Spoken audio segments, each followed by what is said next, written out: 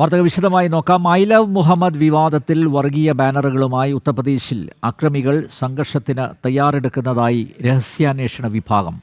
സംസ്ഥാനത്ത് ഇതോടെ സംഘർഷാവസ്ഥ ഉടലെടുത്തിട്ടുണ്ട്. ബറേലിയിൽ ഫ്ലാഗ് മാർച്ച് നടത്തി പോലീസ്.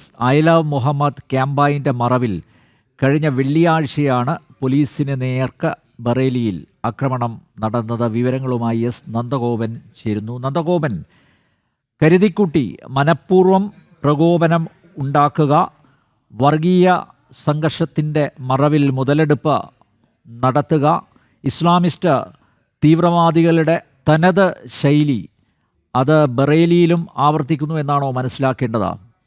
എന്താണ് വിശദാംശങ്ങൾ?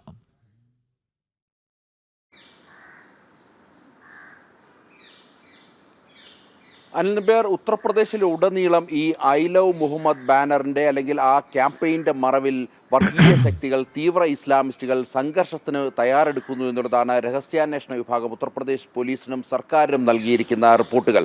അതായത് ഐ ലവ് മുഹമ്മദ് ബാനറുകൾ പല മേഖലകളിലും കൂടുതലായി സംഘടിപ്പിച്ചു വെച്ചിരിക്കുന്നു. ഒരു പ്രത്യേക കേന്ദ്രങ്ങളിൽ നിന്ന് കൃത്യമായി അറിയിപ്പ് ലഭിക്കുന്ന മുറയ്ക്ക് ഈ അക്രമികൾ അവർ തെരുവിലിറങ്ങി ഈ ഐ ലവ് മുഹമ്മദ് ബാനറുകളുമായി തെരുവിലിറങ്ങി ആക്രമണം നടത്താനാണ് ഉദ്ദേശിക്കുന്നത് എന്നുള്ളതാണ് പ്രധാനമായും രഹസ്യാന്വേഷണ വിഭാഗം കണ്ടെത്തിയിരിക്കുന്നത്.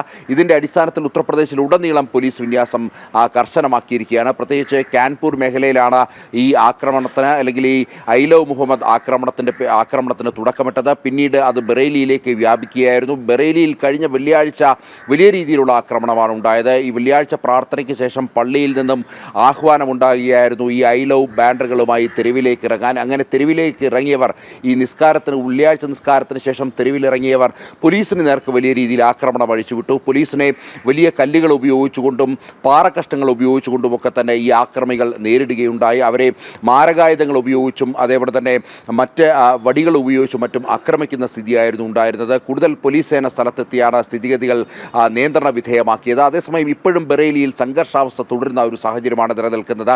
അക്രമികൾ പല കോണുകളിലും ഒളിച്ചിരിക്കുകയാണ്. ഇതുവരെയായിട്ടും ഏതാണ്ട് 70-ലധികം ആൾക്കാരുടെ അറസ്റ്റ് രേഖപ്പെടുത്തിയിട്ടുണ്ട്. അതിൽ ചില തീവ്ര ഇസ്ലാമിക സംഘടനകളുടെ നേതാക്കന്മാരും ഉൾപ്പെടുന്നു എന്നുള്ളതാണ്.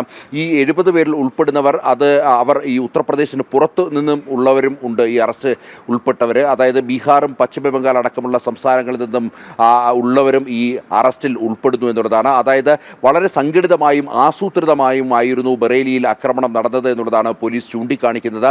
അതുകൊണ്ട് തന്നെയാണ് ഇതര സംസ്ഥാനത്തിൽ നിന്നുമുള്ളവർ ഈ അക്രമത്തിൽ പങ്കാളികളായത്. നേരത്തെ തന്നെ ഈ ആക്രമികൾ പല മേഖലകളിലും ഈ ബാനറുകളും മറ്റും നേരത്തെ തന്നെ കരുതിക്കൂട്ടി വെച്ചിരുന്നു. ഇനിയും ഇത്തരം ആക്രമങ്ങൾ ബറേലിയിൽ കഴിഞ്ഞ വെള്ളിയാഴ്ചയിൽ ഉണ്ടായ സമാനമായ രീതിയിലുള്ള ആക്രമണം ഇനിയും ഉത്തർപ്രദേശിൻ്റെ വിവിധ മേഖലകളിൽ ഉണ്ടാകുമെന്നുള്ളതാണ് രഹസ്യാന്വേഷണ വിഭാഗം റിപ്പോർട്ട് ചെയ്തത്. അതേസമയം യോഗി സർക്കാർ നേരത്തെ തന്നെ മുന്നറിയിപ്പ് നൽകിയിട്ടുണ്ട്. സനാതന ധർമ്മത്തെ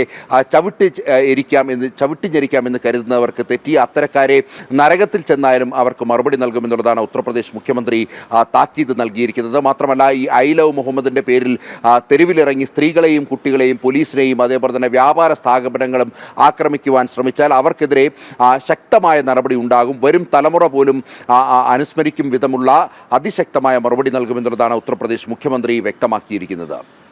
നമ്പ്യാർ.